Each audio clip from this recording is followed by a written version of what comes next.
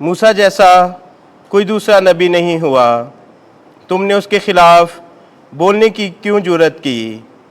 ہمارے لیے آج کی پہلی تلاوت عدد کی کتاب اس کے 12واں باب اس کی پہلی آیت سے 13ویں آیت مقدسہ۔ ایک دن مریم اور ہارون اس کوشی عورت کے سبب جس سے موسیٰ نے بیاہ کر لیا تھا، اس کے سبب موسیٰ کے خلاف بولنے لگے اور کہنے لگے، کیا خداوند نے صرف موسیٰ ہی سے باتیں کی؟ کیا ہم سے بھی برابر باتیں نہیں کی؟ تو خداوند نے یہ سنا، اور موسیٰ بڑا ہی حلیم مرد تھا، سب آدمیوں سے زیادہ جو روئے زمین پر تھے۔ اور فی الفور خداوند نے موسیٰ اور ہارون اور مریم کو فرمایا کہ تم تینوں خیمہ اجتماع کے پاس آؤ۔ چنانچہ وہ تینوں آئے۔ تب خداوند بادل کے ستون میں نیچے اترا اور خیمے کے دروازے پر کھڑا ہوا، اور اس نے ہارون اور مریم کو بلایا تو وہ دونوں آئے۔ تب اس نے کہا، میری بات سنو، اگر تمہارے درمیان کوئی خداوند کا نبی ہو تو میں اس پر رویا میں ظاہر ہوں گا یا اس سے خواب میں بات کروں گا، لیکن میرا بندہ موسیٰ ایسا نہیں، بلکہ وہ میرے سارے گھر میں امانت دار ہے۔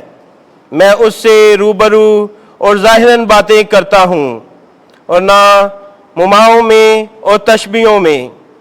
وہ خداوند کا چہرہ دیکھتا ہے، تو تم کیوں نہ ڈرے کہ میرے بندے موسیٰ کے خلاف بولے؟ اور خداوند کا غضب ان پر بھڑکا اور وہ چلا گیا۔ جب خیمہ سے بادل ہٹ گیا تو دیکھو، مریم برف سے برف کی طرح سفید نظر آئی، اور ہارون نے مریم کو دیکھا تو وہ مبروز تھی۔ تب ہارون نے موسیٰ سے کہا، اے میرے آقا، یہ خطا میرے سر پر نہ ہو جو ہم نے نادانی سے کی اور قصوروار ہوئے۔ اس کو اس مردہ کی مانند نہ رہنے دے جو جب اپنی ماں کے پیٹ سے نکلے تو اس کا آدھا بدن گلا ہوا ہو۔ تب موسیٰ خداوند کے پاس چلایا اور بولا، اے خدا، اس کو شفا بخش۔ پاک کلام کے پڑھے اور سنے جانے پر خدا کی برکت ہو۔ زبور 51 جماعتی جواب۔ اے خداوند، ہم پر رحم کر کیونکہ ہم نے گناہ کیا ہے۔ اے خدا، اپنی رحم دلی کے مطابق مجھ پر رحم کر، اپنی رحمتوں کی کثرت کے مطابق میرے گناہ مٹا دے۔ میری بدی کو اچھی طرح مجھ سے دھو ڈال اور میری خطا سے مجھے پاک کر۔ جماعتی جواب۔ اے خداوند، ہم پر رحم کر کیونکہ ہم نے گناہ کیا ہے۔ کیونکہ میں اپنی ناراستی سے واقف ہوں، میرا گناہ ہر وقت میرے پیش نگاہ ہے۔ میں نے صرف تیرا ہی گناہ کیا ہے، اور مجھ سے وہ کام ہوا ہے جو تیری نظر میں برا ہے۔ جماعتی جواب۔ اے خداوند، ہم پر رحم کر کیونکہ ہم نے گناہ کیا ہے، تاکہ تو اپنے فتویٰ میں عادل اور اپنے انصاف میں بے الزام ٹھہرے۔ دیکھ، میں نے خطا کی حالت میں صورت پکڑی اور گناہ کی حالت میں اپنی ماں کے بطن میں پڑا۔ جماعتی جواب۔ اے خداوند، ہم پر رحم کر کیونکہ ہم نے گناہ کیا ہے۔ اے خدا، مجھ میں ایک پاک دل پیدا کر اور نئے سرے سے ایک مستقیم روح میرے باطن میں ڈال۔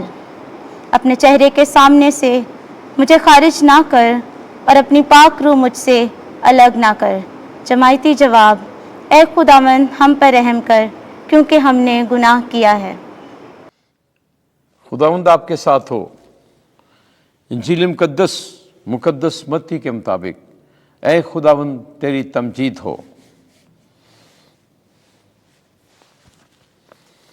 14واں باب 22ویں سے 36ویں آیت۔ مجھے حکم دے کہ پانی پر چل کر تیرے پاس آؤں۔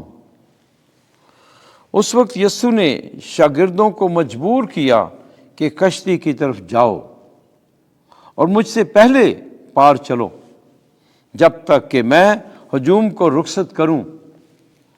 اور ہجوم کو رخصت کر کے اکیلا دعا کرنے کے لیے پہاڑ پر گیا، اور جب رات ہوئی تو وہاں اکیلا رہا۔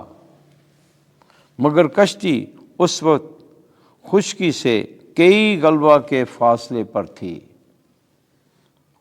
और लहरों से डगमगा रही थी, क्योंकि हवा मुखालिफ थी। और रात के चौथे पहर वो झील पर चलता हुआ उनके पास आया।